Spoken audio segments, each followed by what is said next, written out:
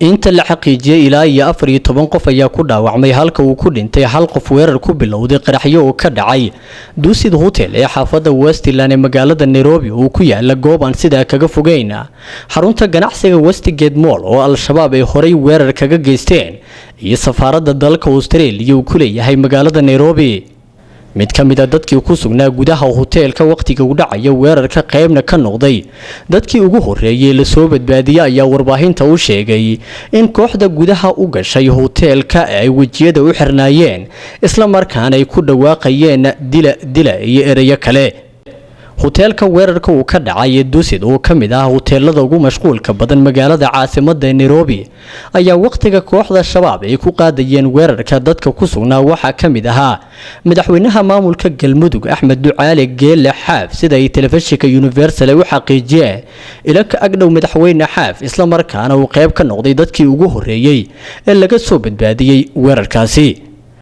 dadka ay waxyeeladu ka soo gaartay weerarka ayaa loo daadgureeyay goobaha caafimaad ee ku yaala magaalada Nairobi si loola tacaalo xaaladooda caafimaad walow aan la ogaa karin tirada dhabta ay ku waxyeeloobay weerarka maadaama ay gudaha hoteelka wali ay ku jiraan kooxdii weerarka ku qaaday afayeenka ciidamada booliska dalka Kenya Charles Oweno oo warbaahinta la hadlay wax yar uun kadib waqtigii uu dhacay weerarka ayaa sheegay in ciidamada gaarka ee la dagaalanka argagixisada la geeyay goobta uu ka dhacay weerarka isla markaana ciidamadu ay ku hareeraysan yihiin hoteelka maadaama ay wali gudaha ay ku jiraan kooxdii weerarka soo qaaday isla markaana la soo badbaadinaya dadka shacabka ee ku godoonsan gudaha hoteelka weerarka uu ka dhacay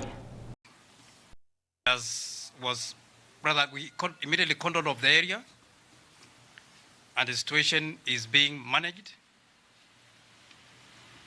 and we've made evacuation of isla markiiba waxa aan xirnay aagga ay wax ka dhaceen xaaladana waan xakameynaa ilaa iyo hadda waxaan soo badbaadinay dad fara badan oo ku sugnaa gudaha hoteelka hawlgalku hadda aanu hadlayna waa uu socdaa waxaan u ducaynaynaa kuwii ay waxyeeladu ka soo gaartay waxaan alla uga baryaynaa caafimaad degdeg ah waxaan ka warqabnaa ama aanu ognahay in kooxihii weerarka soo qaaday ay weli ku sugan yihiin gudaha dhismaha waxaana halkaas hawlgal ka wada ciidamadeena gaarka kuwaas oo raba inay soo afjaraan kooxaha argagixisada ee gudaha u galay hoteelka We are aware that there still could be some armed criminals still holed up in the building. And our special forces are, as I said, engaged in that operation to flush them out. dhinaca kale afayeenka militariga kooxda al-shabaab ee ka dagaalanta Soomaaliya Cabdicasiis Abu Muscab oo waraysi siinay wakaalada wararka ee Reuters ayaa sheegay inay ka dambeeyeen weerarkii lagu qaaday hotel Dusit ee magaalada Nairobi inkastoo aysan ka bixin faahfaahin dheeraad ah weerarkan argagixisay ee ka dhacay hotel Dusit ee bartamaha magaalada caasimadda ee Nairobi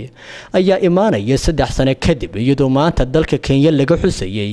askartii Kenyaanka ah ee lagu dilay weerarkii ka dhacay deegaanka Ceelcad ee koonfurta Soomaaliya Cabdiwali Xuseen Tawakal telefishinka Universal magaalada Nairobi